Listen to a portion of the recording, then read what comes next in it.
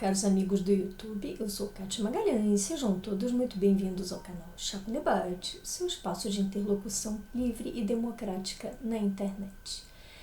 Ontem, o Senado Federal aprovou por ampla maioria de votos a indicação de Cássio Nunes ao Supremo.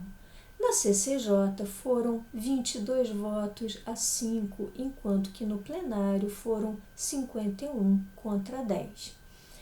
Esses placares todos foram precedidos por uma longuíssima sabatina de mais de 9 horas de duração com o indicado. Mas teria sido mesmo uma sabatina ou poderíamos chamar de um acordo entre cúmplices? Bom, decidi pensar os melhores momentos desse evento para trazer aqui ao nosso debate. Logo no início da sabatina, os senadores Alessandro Vieira e Lazier Martins fizeram perguntas muito duras a Cássio.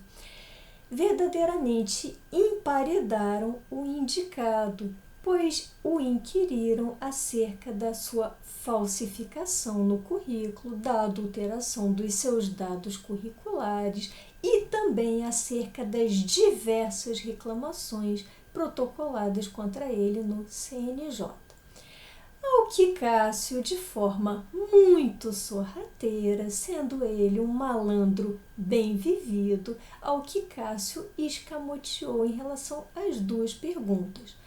Sobre a questão do currículo, Cássio tentou nos contar uma história, quase uma fábula, de que o sistema acadêmico europeu seria muito diferente do nosso, que não é verdade. Já está mais que provado que ele realizou mesmo plágios e que ele alardeou títulos que jamais obteve.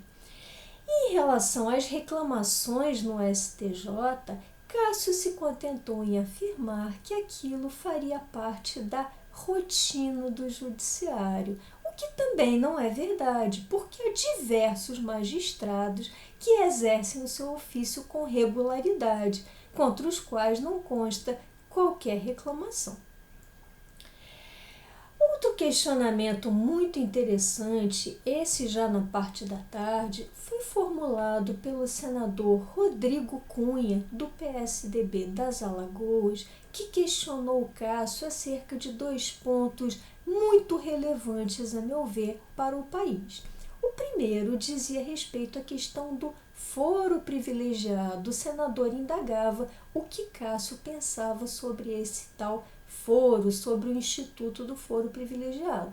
E o segundo dizia respeito à necessidade de inclusão do judiciário na reforma administrativa, porque, como muito bem sustentado por aquele senador, o judiciário é um dos poderes mais agraciados da República por diversas benesses e penduricários.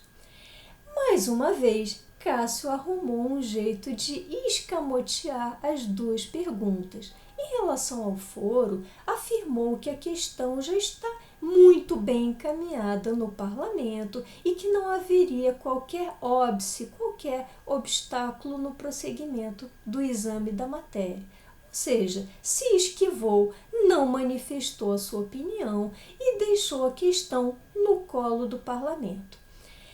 Em relação ao judiciário e à reforma administrativa, o cinismo de Cássio chegou a surpreender, pois ele declarou que a magistratura federal, que ele conhece tão bem enquanto juiz do TRF1, a magistratura federal não receberia penduricalhos. Em relação às demais magistraturas, aos demais órgãos judiciários, ele não poderia se manifestar, pois, reiterou, era apenas um juiz federal, na verdade, um desembargador federal.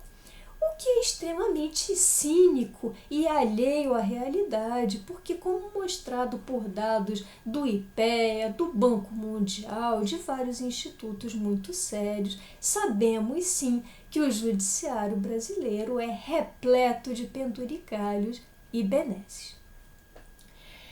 Outra questão um tanto incômoda para Cássio foi formulada pelo senador Oriovisto Guimarães, do Paraná, senador perguntou com todas as letras se a nomeação de Cássio por Bolsonaro teria sido, por um acaso, apadrinhada por Flávio Bolsonaro e pelo advogado Frederico Assef, como amplamente divulgado na mídia, em particular pelo grupo antagonista Cruzoé.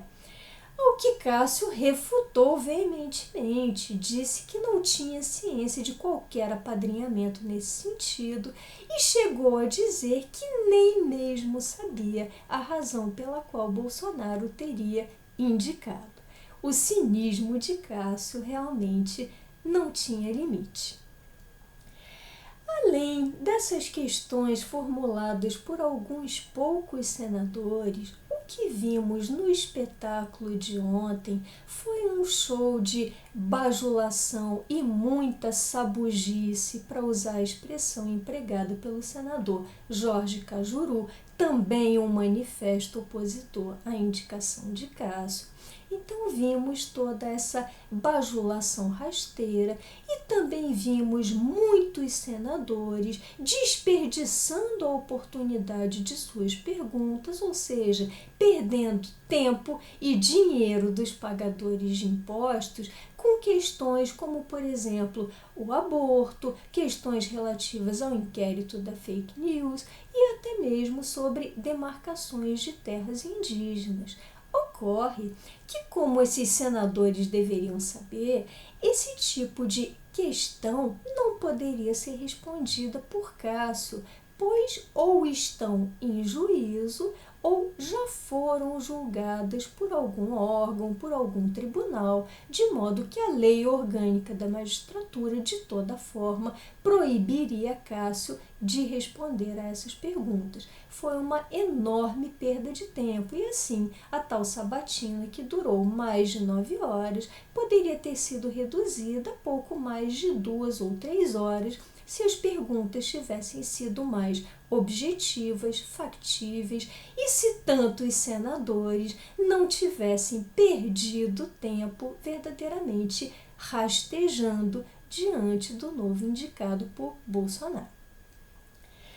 Dessa forma, temos agora mais um ministro do Supremo, um ministro que alardeia e se orgulha da condição de garantista, como se esse termo significasse o extremo oposto de legalista. Aliás, esse conceito foi muito debatido na sabatina de ontem e eu pude verificar que no Brasil o garantismo, como costuma ocorrer entre nós, o garantismo foi uma expressão completamente deturpada. Por quê?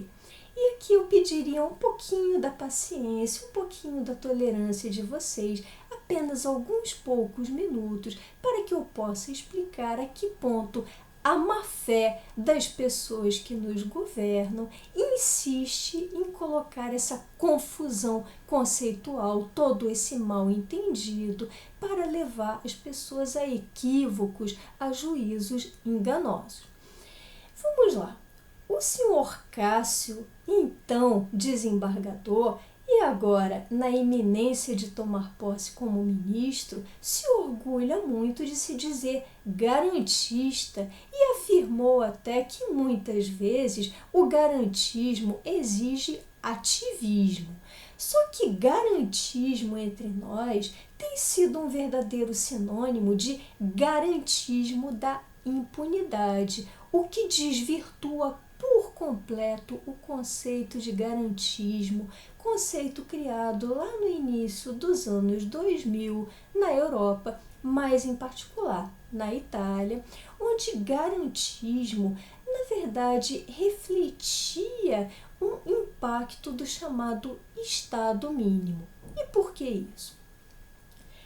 Nós liberais, que defendemos a liberdade acima de qualquer outro valor, entendemos que o Estado só pode intervir na vida do cidadão e só pode impor penas, sobretudo quando forem penas restritivas de liberdade, que impliquem na privação de liberdade, quando a imposição dessa pena for imprescindível à boa ordem social, ao convívio ordeiro das pessoas em sociedade.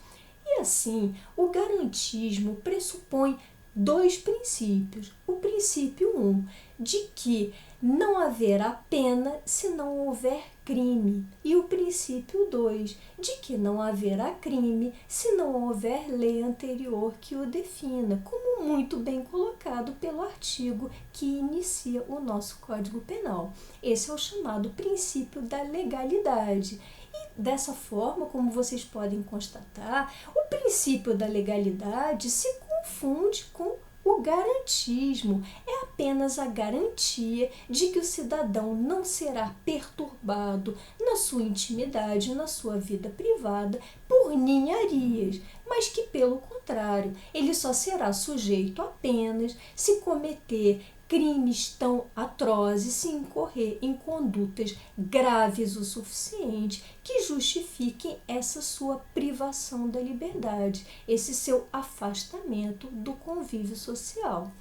E foi exatamente isso que ocorreu em operações anticorrupção recentes no Brasil, como, por exemplo, a Lava Jato. Criminosos muito perigosos de alto potencial lesivo que praticavam corrupção ativa, corrupção passiva, lavagem de dinheiro, todos esses crimes tão danosos ao erário público que destroem o futuro de gerações. Essas pessoas foram recolhidas, presas muitas vezes, mas sempre mediante o devido processo legal, com respeito ao contraditório, ampla defesa, direito a recursos. E um detalhe, essas pessoas sempre foram recolhidas, presas, devido à prática de crimes efetivamente definidos enquanto tais pelo nosso Código Penal ou por outras leis penais em vigor. Ninguém inventou condutas que não estivessem descritas na legislação como sendo crimes. Portanto, o que houve na Operação Lava Jato foi sim garantismo das liberdades das pessoas quando elas faziam jus a essa liberdade e, sobretudo, garantia de que aquela sociedade não seria, pelo menos temporariamente, molestada por pessoas que poderiam destruir provas, intimidar testemunhas, coagir outras partes e incorrer em outras condutas extremamente deletérias. Então vejam vocês a que ponto a má-fé de parte da nossa opinião pública e de parte do nosso judiciário, em particular das nossas cortes superiores, insiste em distorcer conceitos, como fez ontem o senhor Cássio na sabatina, para tentar justificar o que na verdade é pura garantia de impunidade. Assim, o evento de ontem no Senado me remeteu à canção de Renato Russo, uma canção antiga, a canção Que País é Esse?, onde Renato afirmava que no Senado havia sujeira para todo lado. E é exatamente isso que tantas décadas depois, infelizmente, continuamos a observar. Na terça-feira, tivemos uma sabatina ainda mais ridícula com o senhor Jorge Oliveira, o queridinho de Bolsonaro, que foi aprovado para o TCU, embora não possua qualquer experiência na área de contas públicas, mas será nosso futuro ministro do TCU. Ontem tivemos essa sabatina vergonhosa com o Cássio e a aprovação para o nosso Supremo, para a nossa Suprema Corte, de alguém que não preenche os requisitos constitucionais para tanto, como tão bem salientado pelo professor Modesto Carvalhosa em artigo recente que já comentei aqui no canal.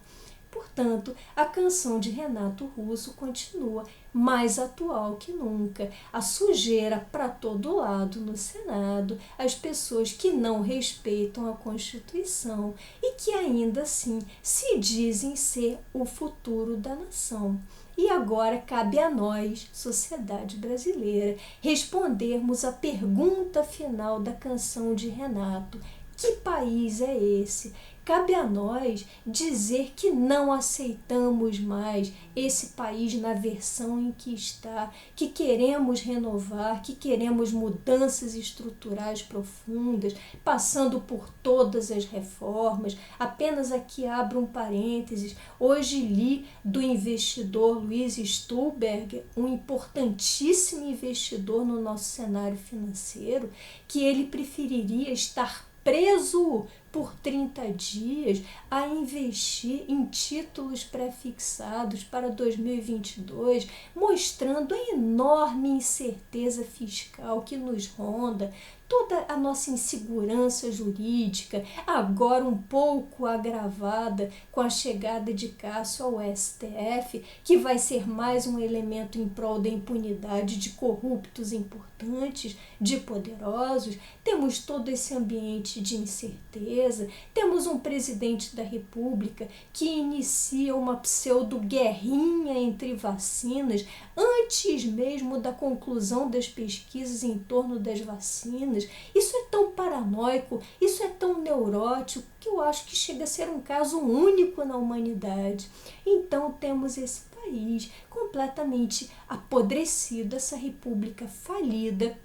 E cabe a nós, em resposta a essa pergunta, que país é esse, dizer que não queremos mais, recusamos o atual modelo e queremos partir para reformas, queremos partir para uma renovação efetiva de tudo que aí está. Bom, essas eram as reflexões que eu gostaria de compartilhar com vocês hoje. Se tiverem gostado desse vídeo, deixem seus likes, comentem. Por hoje me despeço e até o próximo Chá com Debate.